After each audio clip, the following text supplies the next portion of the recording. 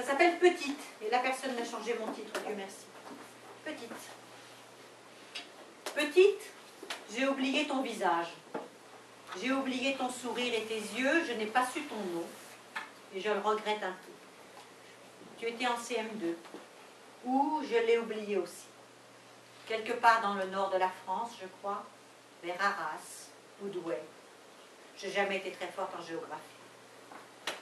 Le meilleur moyen de voyager pour moi, ça a toujours été de me laisser emporter par les mots, de tourner les pages des livres comme on ouvre des portes qui donnent sur d'étonnants paysages. Bref, c'était quelque part en France. Il faisait froid dehors et chaud dans la classe qui m'accueillait. Les enfants avaient préparé, comme ça se fait souvent, des questions qu'ils me posaient sur ma vie d'écrivain, mes livres, mes goûts et mes couleurs. Et moi, je répondais à chacun avec toute la sincérité requise pour que tous, nous soyons satisfaits de la rencontre. Les questions étaient les mêmes que d'habitude. Qu'est-ce qui vous a donné envie d'écrire?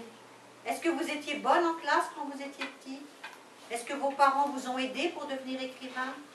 Combien de temps vous avez mis pour écrire ce livre? Les enfants posent en général les mêmes questions, mais moi je ne donne pas toujours les mêmes réponses. Ça dépend de mon humeur du jour, ça dépend des souvenirs, ça dépend du temps qu'il fait.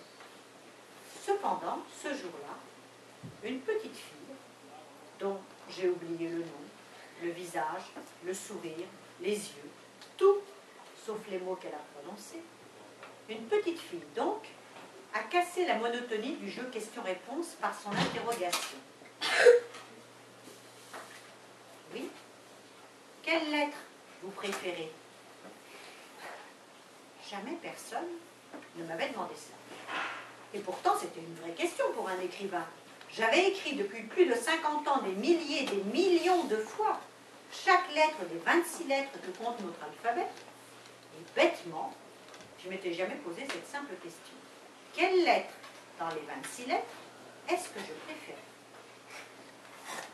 Mystère est boule de gomme. J'ai remercié la petite fille pour sa jolie question et j'ai essayé d'y réfléchir à fond et en vitesse car les autres enfants, le bras en l'air, comme pour toucher le plafond et même le ciel à travers le plafond, attendaient le moment où eux, ils pourraient poser leur propre question. Enfin, je me suis décidée et j'ai répondu, écoute, je ne sais pas très bien, mais je vais te dire le O, parce qu'il fait un cercle, comme quand on entoure quelqu'un avec nos bras.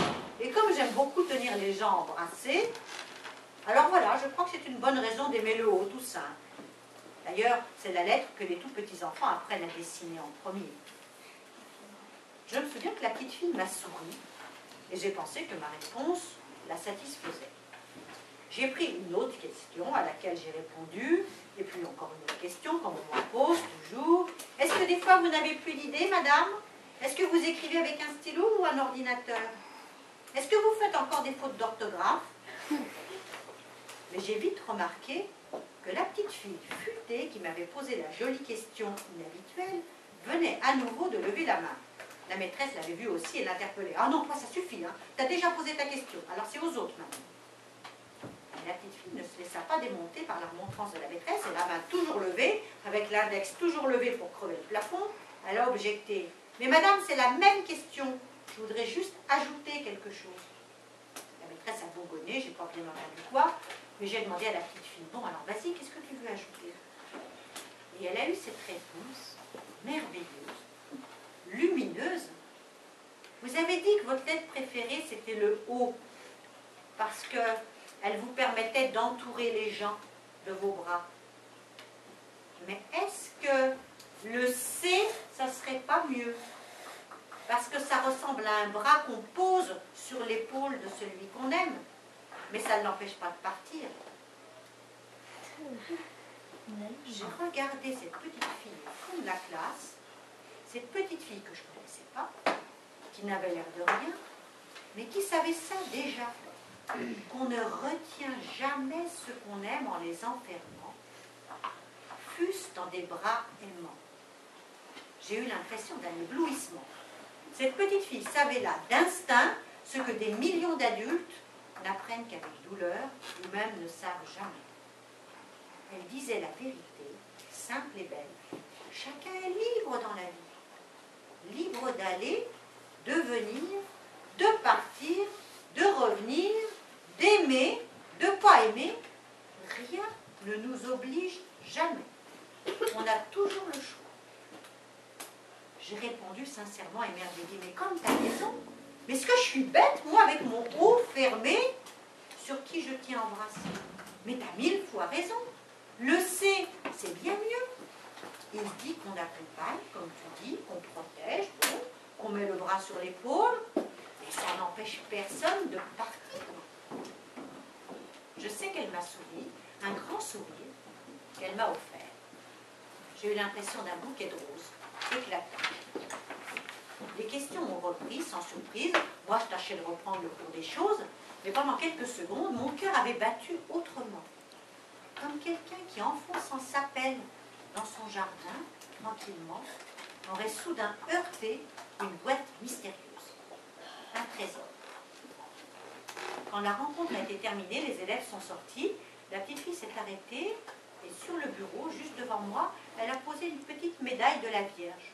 Et elle m'a dit, c'est pour vous accompagner sur votre chemin. Et puis elle est partie. La maîtresse a déclaré à mon intention, c'est une enfant du voyage, une petite Rome. Moi, j'en ai 3 dans la classe en ce moment. Une enfant du voyage. Et voilà pourquoi elle s'y connaissait si bien, elle, en liberté. Quand j'ai entendu, il y a peu de temps, tout ce qu'on reprochait aux populations des gens du voyage, j'ai repensé, moi, à cette petite fille, dont je suis franchement honteuse d'avoir oublié les yeux, le visage et le nom. Mais s'il vous plaît, laissez-nous les gens du voyage. Sinon, comment nous souviendrons-nous, nous, que la liberté a des semelles de vent et que rien, même pas l'amour, ne doit jamais retenir personne contre son gré. Voilà.